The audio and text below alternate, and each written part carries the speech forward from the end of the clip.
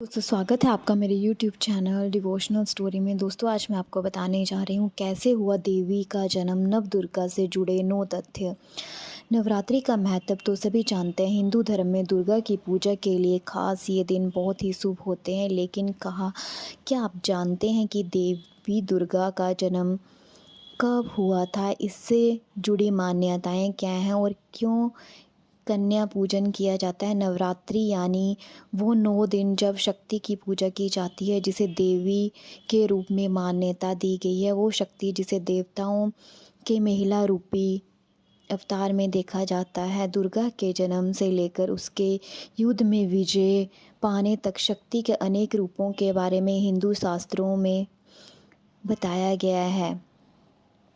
लेकिन क्या आप जानते हैं जिस नवरात्रि में हम दुर्गा पूजा करते हैं उसमें जुड़ी मान्यता क्या है? क्यों कन्या पूजन किया जाता है? कैसे देवी का जन्म हुआ? क्यों दुर्गा ही शेर की सवारी करती हैं?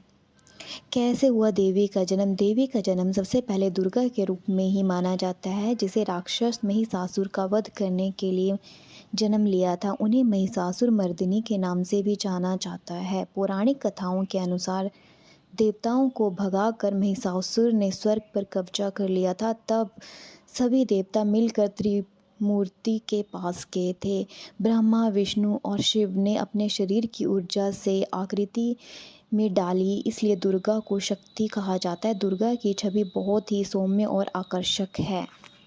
क्योंकि सभी देवताओं ने मिलकर उन्हें शक्ति दी, इसलिए वो सबसे ताकतवर भगवान मानी जाती हैं। उन्हें शिव का त्रिशूल मिला, विष्णु का चक्र, ब्रह्मा का कमल, वायुदेव से उन्हें नाक मिली, पर्वतों से कपड़े, धनुष और शेर मिला और ऐसे एक एक कर शक्तियों से वो माँ दुर्गा बनी और युद्ध के लिए तैयार हुई। आखिर 9 ही दिन क्यों होती है पूजा? जब दुर्गा या देवी ने महिषासुर वध पर हमला किया और एक एक कर दैत्यों को मारना शुरू किया, तब भैंसे का रूप धारण करने वाले महिषासुर को मारने के लिए उन्हें 9 दिन लगे। इसलिए नवरात्रि को 9 दिन मनाया जाता है। इसके अलावा अन्य कथाएं भी हैं, जैसे नवरात्रि को दुर्गा के 9 रूपों को जोड़कर देखा जाता है और कहते हैं कि इस दिन युद्ध में देवी ने अलग अलग रूप लिए थे, इसलिए 9 दिन अलग देवियों की पूजा भी की जाती है। हर दिन को अलग रंग से जोड़कर देखा जाता है। दुर्गा को त्र्यंबके क्यों कहा जाता है? दुर्गा को त्र्यंबके कहा जाता है यानी 3 आँखों वाली। शिव भी त्रिनेत्र कहलाए, जिसकी 3 आँखें हों। दुर्गा को शिव का ही आधा रूप माना जाता है। दुर्गा की 3 आँखें अग्नि, सूर्य और चंद्र के समान प्रतीक मानी जाती हैं। दुर्गा की पूजा के लिए 108 मंत्रों का जाप क्यों होता है? नवरात्रि को दुर्गा पूजा के नाम से भी जाना जाता है। कहा जाता है राम ने माँ दुर्गा की पूजा की थी, जिन्हें राम ने महिषासुर मर्दिनी के नाम से संबोधित किया था। ये पूजा रावण के युद्ध करने से पूर्व की गई थी, इसलिए दशहरा नवरात्रि के अंत में मनाया जाता है। जिस दिन रावण का वध हुआ था, राम जी ने दुर्गा पूजा के वक्त 108 नील कमल चढ़ाए थे, इसलिए 108 नील कमल चढ़ाना बहुत ही शुभ माना जाता है।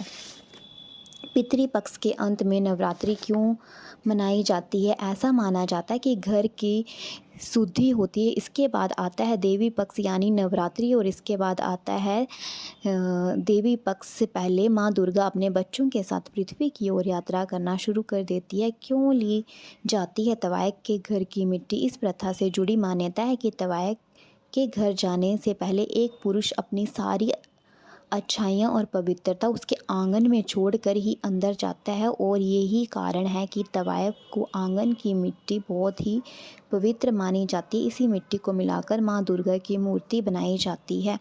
कन्या पूजन, कुमारी कन्या का ही पूजन क्यों होता है?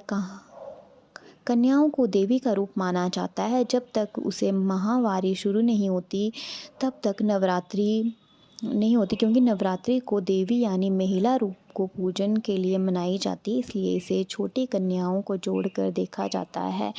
तो दोस्तों उम्मीद करती हूँ आपको मेरी ये पुरानी कथा पसंद आई होगी। अगर आपको मेरी ये पुरानी कथा पसंद आई है तो प्लीज़ चैनल को लाइक, शेयर और सब्सक्राइब करना ना भूलें। धन्यवाद।